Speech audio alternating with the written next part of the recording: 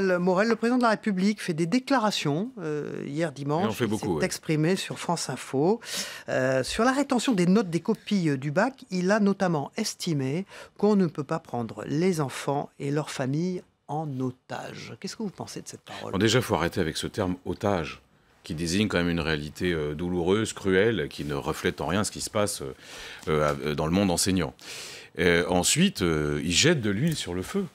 Et il n'est pas le seul, M. Blanquer aussi, parce que si on a une telle situation de pagaille, de chienlit même on pourrait dire, c'est en partie à cause de l'intransigeance du ministre qui depuis des mois et des mois ne veut pas entendre le message de souffrance du monde éducatif et qui se le prend dans le mur, quoi. Alors moi je suis navré pour les élèves, je suis navré pour les parents d'élèves, mais je pose la question... Ça vous était arrivé quand vous passiez le bac? J'aurais été furieux évidemment, et je conçois qu'il le soit. Mais là moi je passe pas le bac, je fais de la politique, donc je prends un peu de recul et je constate que dans ce pays il y a une série de crises sociales avec des gens qui sont réduits aux dernières extrémités pour exprimer leurs opinions. Enfin, regardez quand même, la semaine dernière, des soignants qui en sont à s'injecter de l'insuline, donc à mettre en péril leur vie, pour alerter les pouvoirs publics. Mais pourquoi? Parce qu'ils ont en face d'eux un gouvernement qui ne les entend pas et qui ne dialogue même pas avec eux. Le principal problème de la situation d'aujourd'hui, c'est l'absence totale de dialogue social.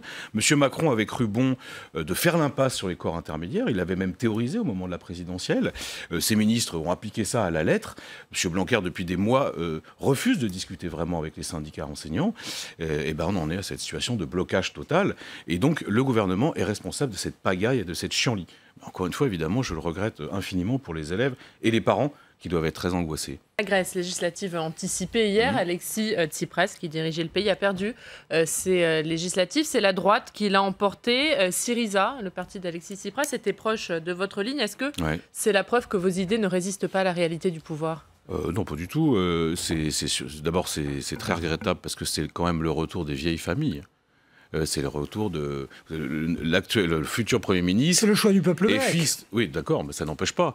Et c'est surtout le retour des oligarques qui avaient plongé la Grèce dans la crise au début des années 2010. Ensuite, M. Tsipras avait été mis dans une situation proprement intenable. Moi, je me souviens, parce que j'étais déjà député européen à l'époque, M. Tsipras plaidant sa cause devant les dirigeants du Parlement et de la Commission, il avait en face de lui des chefs d'État et de gouvernement complètement inflexibles qui lui ont proposé un choix qui est un choix tragique. C'est-à-dire, de toute façon, c'est soit vous appliquez un mémorandum qui socialement était extrêmement coûteux, soit de toute façon, c'est le saut dans l'inconnu absolu, puisque ça supposait la sortie de l'euro. Donc, la situation de la Grèce aujourd'hui, c'est la responsabilité de l'Union européenne, pas d'Alexis Tsipras?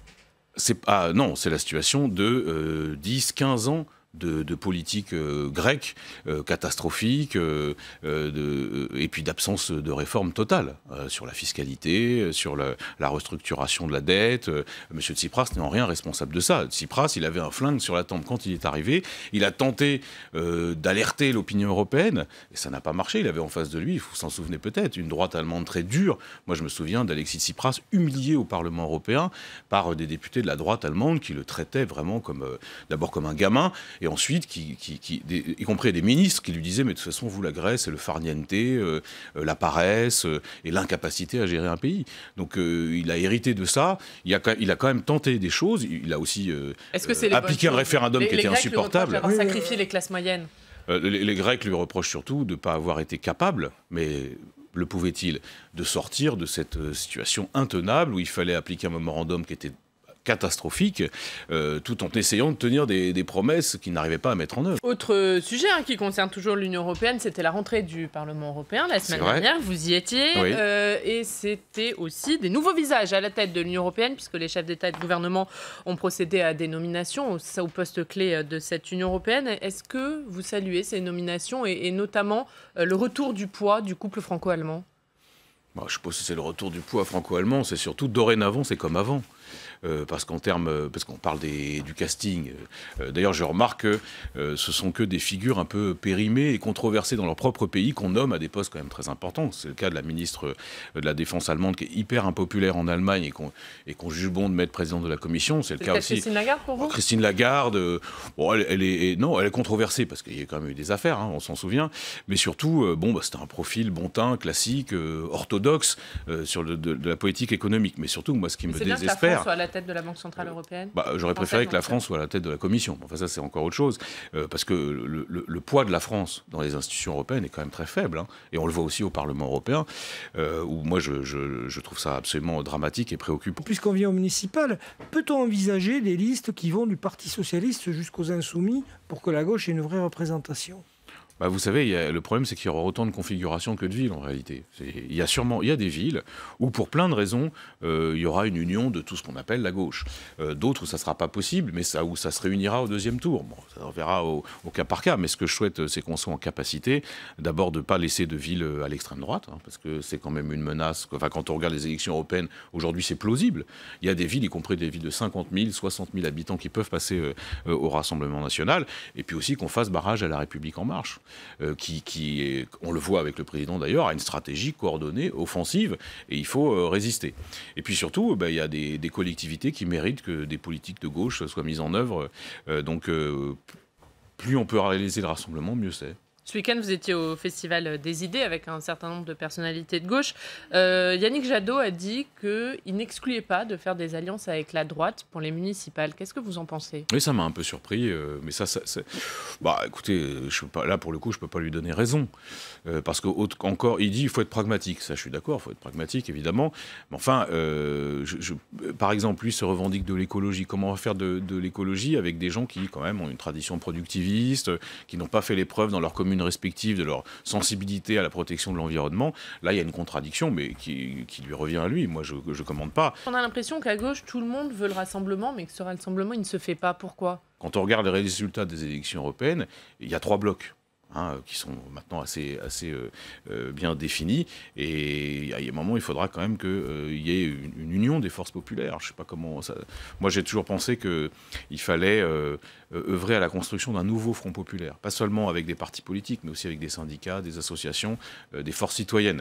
Donc c'est ce pourquoi je me bats. Et vous êtes suivi à gauche ? Non, pour l'instant non, vous le voyez bien.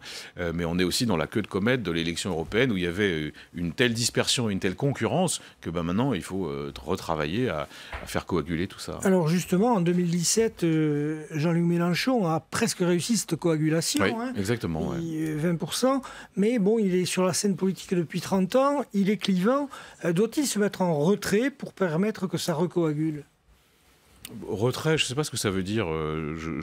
Jean-Luc Mélenchon, il est actif dans la vie politique, il a son avis, et d'ailleurs c'est souvent un avis intéressant.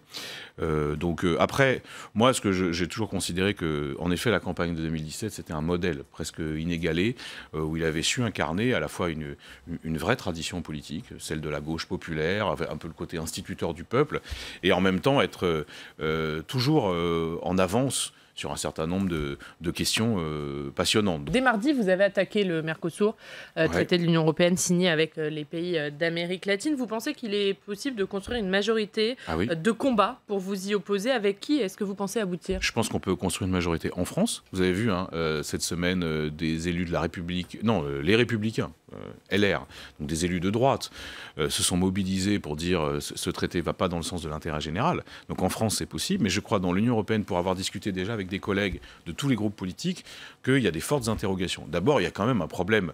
Il y a déjà un problème politique, c'est que, comme je le disais, l'Union européenne avait dit on ne signera pas d'accord de libre-échange avec des pays qui ne respectent pas un certain nombre de nos valeurs fondamentales. M. Bolsonaro, outre le fait qu'il met en place une politique discriminatoire par rapport aux peuples autochtones, aux minorités sexuelles, a déclaré hier « mais moi je ne suis pas contre le travail des enfants ». Mais c'est quand même compliqué. On dit qu'il faut faire appliquer les normes de l'OIT, l'Organisation internationale du travail, et en même temps on s'apprête à signer un accord avec ce monsieur.